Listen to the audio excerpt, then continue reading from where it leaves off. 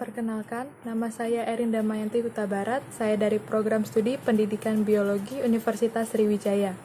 Saya akan menjawab soal ujian akhir semester mata kuliah Pendidikan Kewarganegaraan dengan jumlah SKS 2. Soal yang pertama, jelaskan bagaimana karakteristik warga negara Indonesia yang baik dan bagaimana implementasi dalam kehidupan sehari-hari yang saudara lakukan sebagai warga negara yang baik.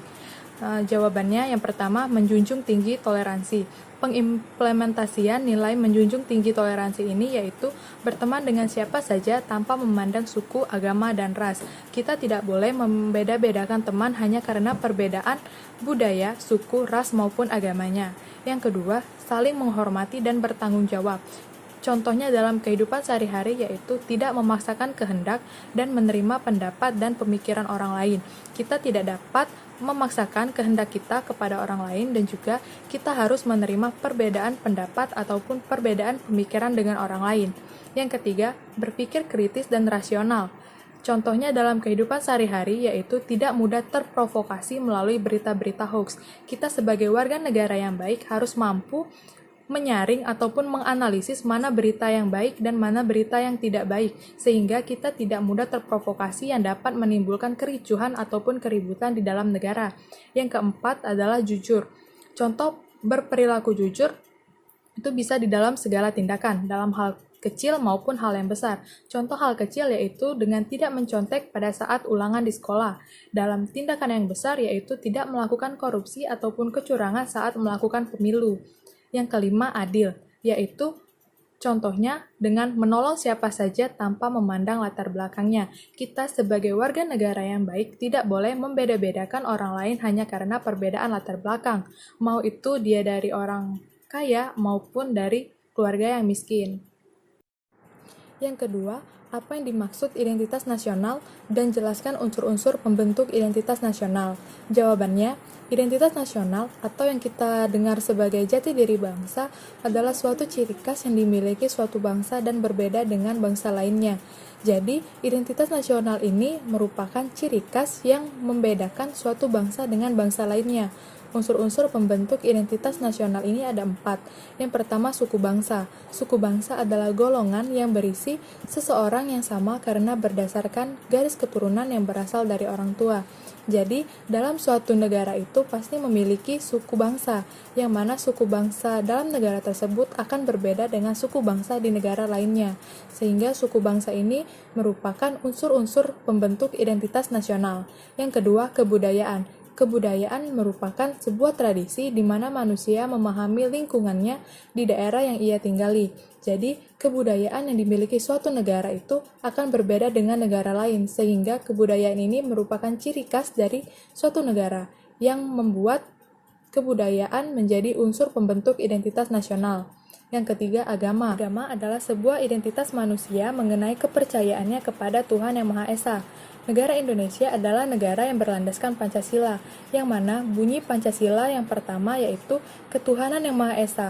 Jadi, ciri khas dari bangsa Indonesia itu adalah seluruh masyarakatnya meyakini adanya Tuhan Yang Maha Esa. Yang keempat, bahasa. Suatu manusia yang tinggal di suatu negara dan suatu daerah pasti memiliki bahasa, yaitu bahasa negara dan bahasa daerah, yang mana bahasa daerah inilah yang menjadi suatu ciri khas dari negara tersebut, karena bahasa daerah dalam suatu negara akan berbeda dengan bahasa daerah di negara lain. Nomor 3, bagaimana cara mempertahankan NKRI dari disintegrasi bangsa? Jawabannya yang pertama, dengan meningkatkan sikap tenggang rasa, yaitu sikap toleransi. Dengan ini, kita dapat menghargai dan menghormati perbedaan pendapat seseorang. Dengan menghargai perbedaan pendapat ini, kita tidak akan menimbulkan keributan ataupun kericuhan yang dapat menimbulkan disintegrasi.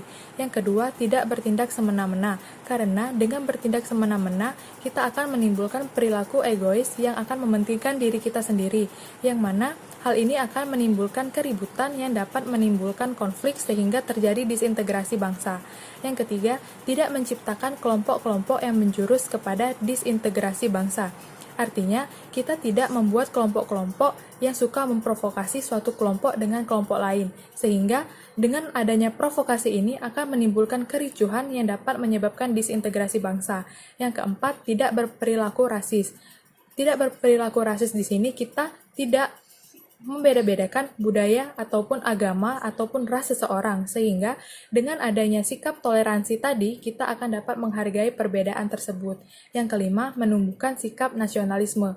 Dengan adanya sikap nasionalisme atau sikap cinta tanah air, kita sebagai warga negara pasti akan melakukan suatu hal yang dapat meningkatkan integritas bangsa, sehingga tidak dapat timbulnya disintegrasi tersebut. Soal nomor 4, secara umum dikenal 3 macam sistem pemerintahan, yaitu sistem pemerintahan presidensial, parlementer, dan semi-parlementer. Jelaskan maksudnya. Kemudian, Indonesia menganut sistem apa?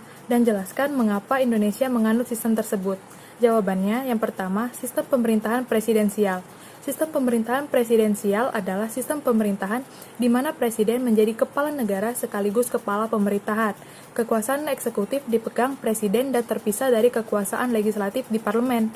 Menteri dalam kabinet presidensial diangkat oleh presiden dan bertanggung jawab kepada presiden.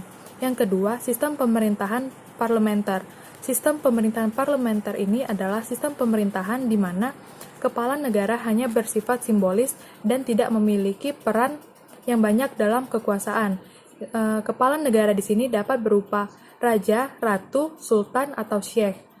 Menteri dalam kabinet pemerintahan parlementer ini diangkat oleh parlemen dan bertanggung jawab kepada parlemen. Dengan kata lain, parlemen memiliki peranan yang penting dalam pemerintahan. Yang ketiga, semi-parlementer. Semi-parlementer ini adalah sistem pemerintahan yang mana presiden sebagai kepala negara, perdana menteri sebagai kepala pemerintahan, serta lembaga legislatif dan lembaga eksekutif menjadi satu.